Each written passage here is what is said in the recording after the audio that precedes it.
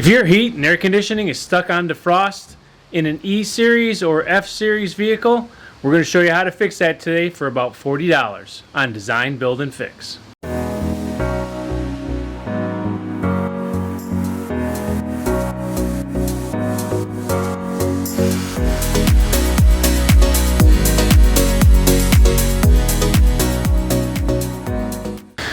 So this is an E450 Shuttle Bus that I'm converting into a van life RV toy hauler.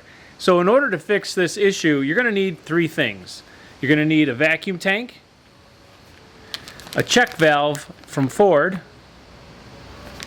and you're going to need some tubing, which is going to be a 1/4 inch diameter and 1/8 inch inside diameter to get this job done. So when your heat and air conditioning defaults to the defrost, it's because you have a vacuum issue.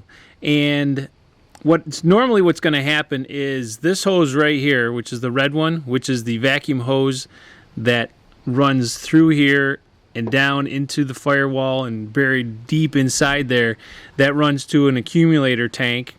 And then it also has some sort of a rubber hose as opposed to this heavy duty type of hose, and it kind of rots away. So chances are you're going to have a leak that's going to be way down there, and it's about $1,000 to $1,200 at a Ford dealership to fix, because you got to take the dashboard apart. Let's trust me, you don't want to go there. And so in order to get this thing fixed, we're going to do a workaround. Just like everything else in life, there's always a workaround, and here's the workaround for it. All right, so let me give you an overview of how we're going to fix this, and I know it's going to work because I did this on a 2012 shuttle bus that I had, and it's a relatively easy fix. Should only take you about 2 hours to do, maybe an hour and a half. It just depends on your skill level.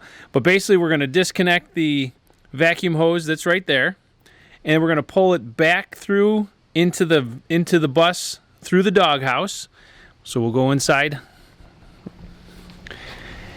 And so what you're going to have to do, if you're doing this on some sort of a van, shuttle bus, you're going to have to take the doghouse out. And that's easy. They just come off with clips. And what we're going to do is we're going to pull that cord or that hose inside here, run it through the firewall in here, run it back up and through here, put our accumulator tank in, and the job is all fixed.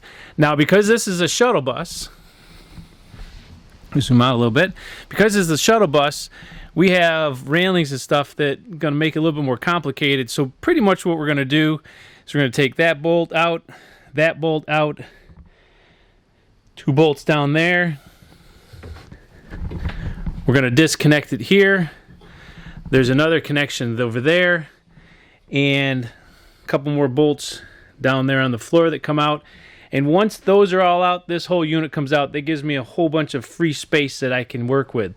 For those of you that are on the Ford trucks, of course you don't have to do that. You're going to want to take some of your dashboard stuff apart down here, but we'll get to that here shortly. So the next thing we want to do is to take the doghouse out, and there's 4 clips that hold that in. Comes right out. Now that we have the doghouse on the inside of the bus opened up, this red hose right here is the vacuum hose that comes off the motor that gives us our vacuum. So we want to disconnect it here. That's just a coupler, because this line runs to our one-way valve and our accumulator tank that's not working right. So we're just going to bypass that, and we're going to disconnect this and push it back through on the inside of the bus. Okay, so now this is just a coupler. We're definitely going to want to keep that intact. Okay, so that red hose right there is the hose that we just disconnected. So we're just going to take that and pull that back into the bus area.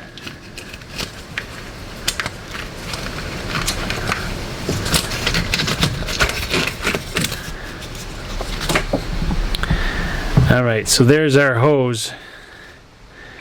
So now we're under the dashboard by the glove box, and you'll see that there's 2 hoses here. There's a white one and a black one, and the one that we're interested in is the black one, because that black one comes from where we just disconnected it, and this white one goes to a motor, a vacuum motor. And so this is the one that we want. We're actually going to cut it and bring it down into this area here and splice it back together. So let me go ahead and cut that.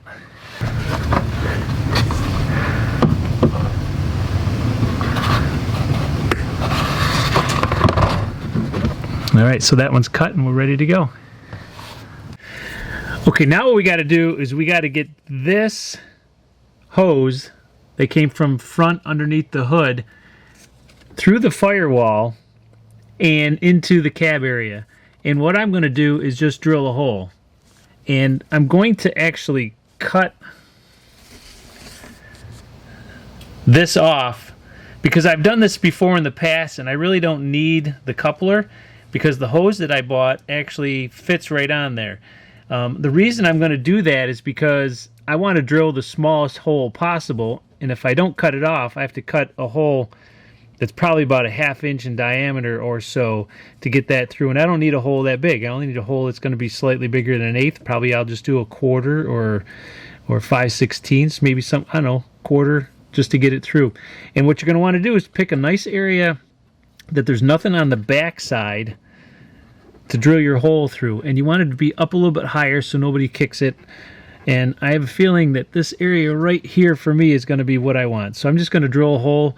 I'm going to try a 1/4 inch hole and see how that works.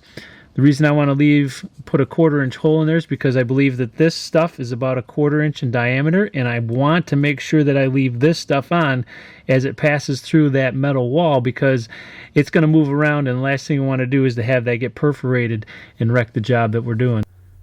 So after doing this job on the 2012 shuttle bus and the 2014, I've come to realize that this rubber boot will actually slide off. There is a little bit of glue on the end of the red vacuum hose, which makes it a little bit more difficult to come off, but it will come off. All you have to do is pull and give it a little bit of twist as you're pulling, and it should slide right off. And then you can pass it through your firewall, through the 1/4 inch hole that you've drilled, and then put this back on, and then the coupler on the other end will accept your 1/8 inch diameter hose. Now, if you wreck this trying to get that boot off, not a big deal, because if you cut the red line like we just talked about, that hose that you bought will slide right over it and you'll have no issues. So whether you want to cut it or just take it off, the choice is yours. All right, so here's how all this is going to go back together. So basically, the vacuum hose that comes from the front is going to get hooked to the black side of the check valve.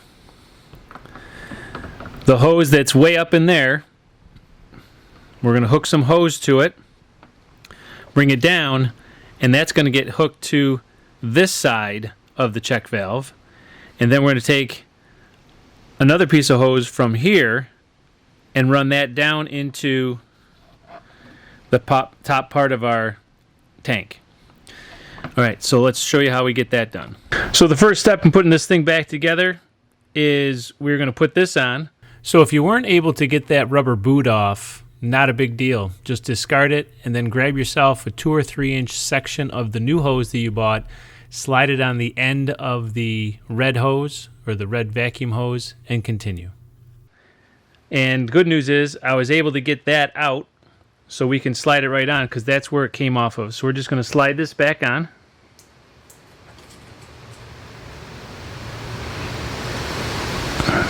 So now that that is slid on, our next step is to take our check valve and we're going to slide that on. Black side. Push that in as far as it'll go.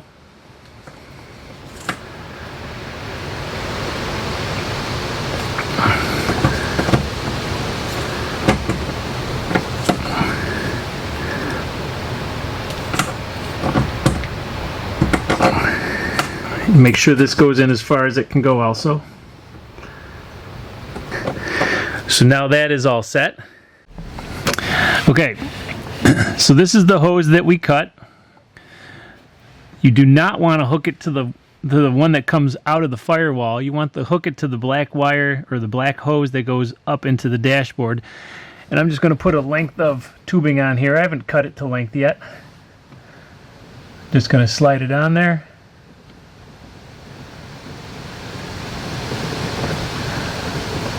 Let's put it this way, the more the merrier it goes in, the less likely it's going to leak. So I'm going to push it in pretty far. Alright, there we go. So that's connected. All right, so now it's time to connect this end here to the hose that we hooked to the hose that's way up in there, and it's going to go on here. But before you do that, you want to know exactly where you're going to put your tank. Now for me, because this is an E450 shuttle bus, I am just going to literally saw this part of it off and place it right there and duct tape it down with some black tape, mostly because nobody sits here. That's because that's where the door opener sits. But if you're on an E Econoline or an F-Series truck, you're going to have to find a different spot for it. Chances are you may be able to attach it to the firewall back there or attach it to the side. Ultimately, I've seen people go ahead and put it into a bolt that's up there, but that requires taking off the glove box. And so you could probably find a spot over here and here, way up in the top, that even if somebody did put their feet on it, it's not a big deal because all the connections for it are going to be away from it and they're not going to hurt it. So you got to decide where you're going to place yours. I know I'm going to place mine. Now, I have a lot of vacuum hose here, and I'm just going to tuck it up along through here and then make my connection back there and then run a hose right to the end. All right, so I know that my tank is going to go here, and I gave myself enough hose, so to speak, in order to make this relatively to service a little bit later. If I have to, I can pull it out. I'm going to make this connection here. The hose on my right hand goes up to the one that I cut at the firewall. Okay, that's connected. Now here's another length of hose, about this long, maybe a foot. I'm going to connect this to the T part of the, and this one's going to go to the accumulator tank. Not the accumulator tank, that's a water thing. It's going to go to the tank, the holding tank. Okay. All right, so that's connected. Now this end is going to hook to my tank.